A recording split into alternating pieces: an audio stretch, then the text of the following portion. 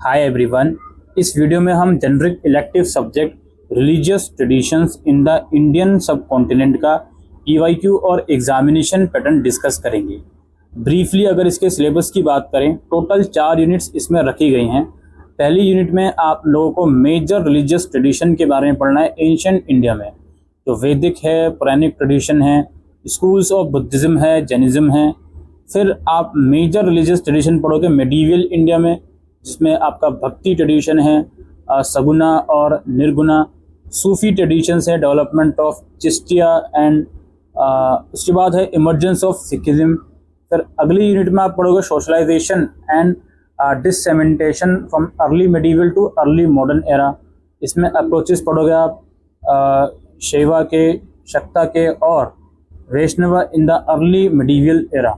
फिर अप्रोचेस पढ़ोगे आप Islamisation in the medieval period. उसके बाद मॉडर्निटी और रिलीजन है, making of sacred spaces, Banaras, modern religious identities, debates on secularism and the Indian constitution.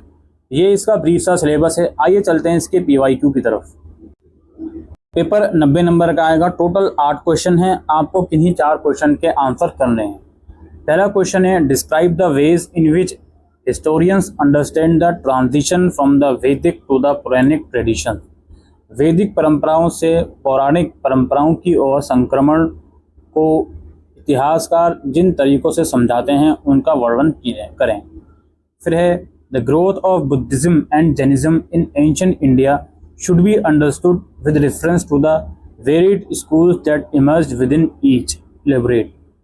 बौद्ध व जैन मत का विकास जिस प्रकार प्राचीन भारत में हुआ, उसे इनमें पनप रहे विभिन्न विचार दलों के संदर्भ में समझना चाहिए। विस्तार से बताएं। नेक्स्ट क्वेश्चन है, discuss how the activities of Chishti and Suhrawardi saints contributed to their success in the period between the 13th and the 15th century। 13वीं से 15वीं सदी के दौर में चिश्ती तथा सोहरावर्दी संतों की गतिविधियों ने उनकी कामयाबी में क्या योगदान दिया। फिर है, why do historians not regard bhakti as a religious movement in medieval India, explain with reference to sagun and nirgun tradition. इतिहासकार भक्ति को धार्मिक आंदोलन के रूप में क्यों नहीं देखते हैं, सगुण एवं निर्गुण परंपराओं के हवाले से व्याख्या करें।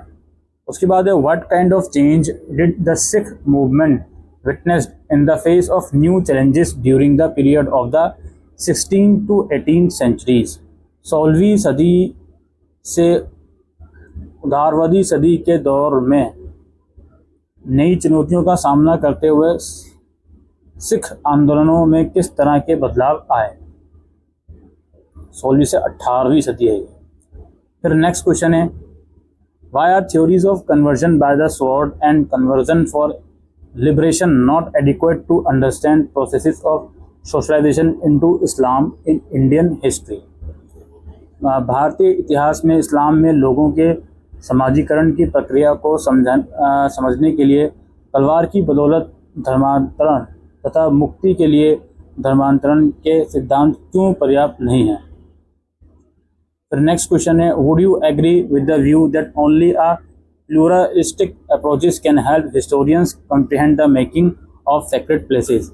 क्या आप इस बात से सहमत हैं कि एक बहुलतावादी नज़रिए से ही इतिहासकार पवित्र स्थलों के गठन की प्रक्रिया को समझ सकते हैं। और lastly, the constituent assembly sharply debated whether the state should have a no concern attitude और an equal respect approach toward religion. Elaborate. संविधान सभा में इस बात पर तीखे बहस हुए कि धर्म के प्रति राज्य का कोई मतलब नहीं वाला नज़रिया हो या समान सम्मान का भाव। खुलासा करें। तो ये था दोस्तों पीवाईक्यू और examination pattern religious tradition in the Indian सब कॉन्टिनेंट का। Thank you.